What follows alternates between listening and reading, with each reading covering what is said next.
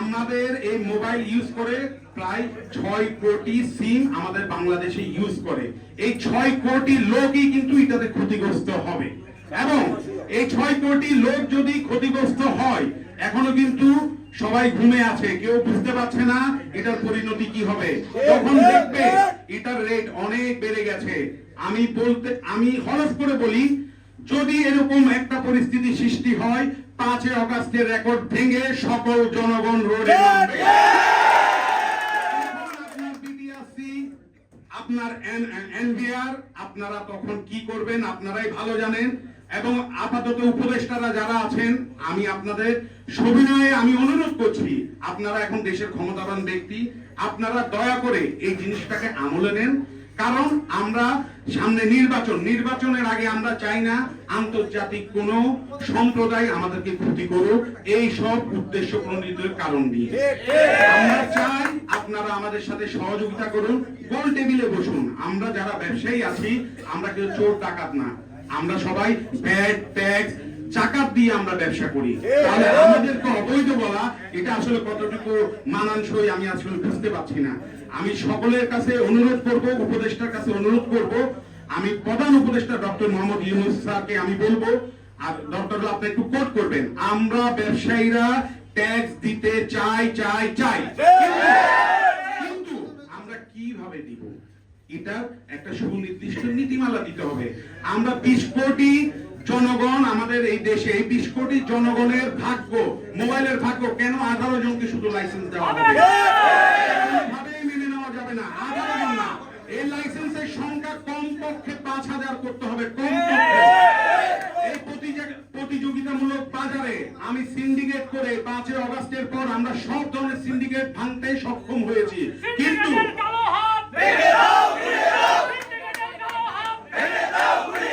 কিন্তু আমরা এই নতুন করে এই সিন্ডিকেট গুলোর যে পায়তারা চলছে, আমরা এর তীব্র নিন্দা জানাই এবং হুঁশিয়ারি করে বলতে চাই, আমাদেরকে খেপাবেন না। কোন আমলে কোন ছাত্র আন্দোলন এবং ব্যবসায়িক আন্দোলন কখনো বিফলে যায়নি, রেকর্ড নাই, সামনে যাবেও না। আপনারা আমাদের সাথে গোল টেবিলে বসুন, জনগণের মতামত নেন।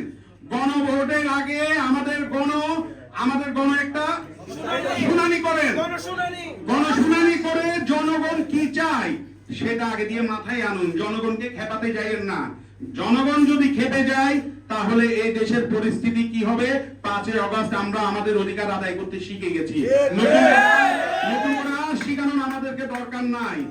বিভিন্ন উপদেষ্টা সহকারী নাম আসে, ফয়েজ তৈয়ব, বিভিন্ন নাম, আমরা নাজমুল সাকিব, বিভিন্ন পোস্টে আমরা পাচ্ছি। আমি দয়া করে আপনাকে অনুরোধ করছি, আপনি যদি এইসব কাজে লিপ্ত হয়ে থাকেন, দয়া করে এইসব কাজ থেকে আত্মসম্মান বোধ রেখে আপনি সরে আসুন। কোন ধরনের সিন্ডিকেটের অজুহাতে ওদেরকে মুনাফা বেশি করিয়ে দেওয়ার জন্য আপনারা এইসব পায়তারা করবেন না। আমি আরো একটা ব্যাপার দেখেন, আপনারা এটার সাথে একটা সিমের একটা সম্পর্ক আছে।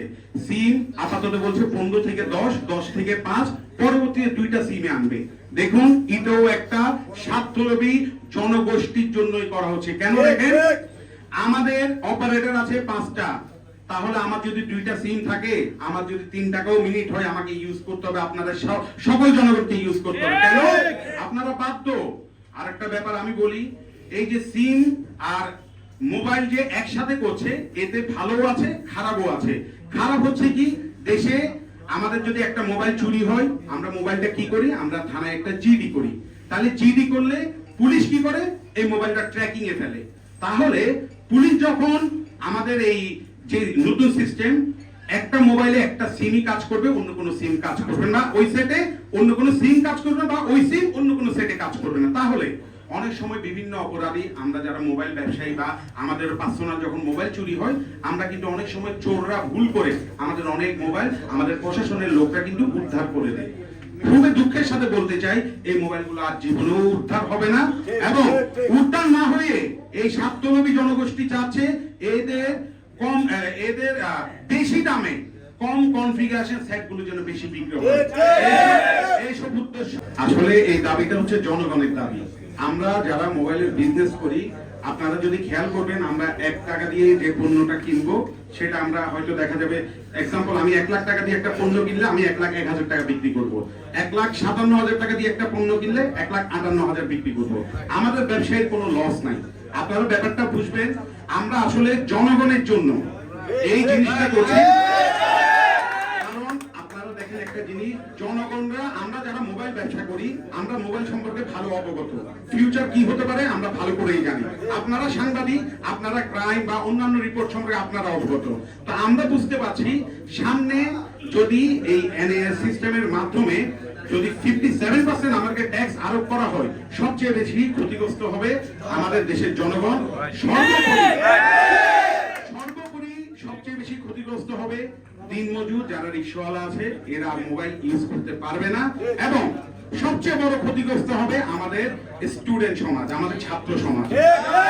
কারণ ছাত্ররা একদম কম মূল্যে, ন্যায্য মূল্যে ভালো প্রোডাক্টের হাই কনফিগারেশন যে সেটগুলো পাচ্ছে, সেগুলো পাচ্ছে আমাদের এই গ্রে মার্কেটের জন্য। আপনারা একটা জিনিস খেয়াল করবেন, আমাদের সামনে যে যুগ আসছে সেটা হচ্ছে এআই এর যুগ। এআই এর যুগে আমরা যদি পিছনে পড়ে থাকি তাহলে জিনিসটা আসলে একেবারে বেমানান এবং দুঃখজনক। আপনারা দেখেন, আমরা প্রযুক্তিগতভাবে সামনে যেখানে এগিয়ে যেতে চাই, ওই জায়গায় একটা সিন্ডিকেট, বিভিন্ন ধরনের আমরা উপদেষ্টারও নাম শুনতে পাচ্ছি, উপদেষ্টা সহকারীর নাম শুনতে পাচ্ছি। ওরা মিলে আমাদের দেশের কয়েকজন মুনাফালোভী, সুদখোর বলবো, আমি ওদেরকে সুদখোর বলবো, মুনাফালোভী সুদখোর সিন্ডিকেটের উদ্দেশ্য হাসিল করার জন্য কোটি কোটি মানুষকে এরা ক্ষতিগ্রস্ত করছে। আন্দোলনের ব্যাপারে একটা কথা বলবো আপনাদেরকে, শুধু আপনারা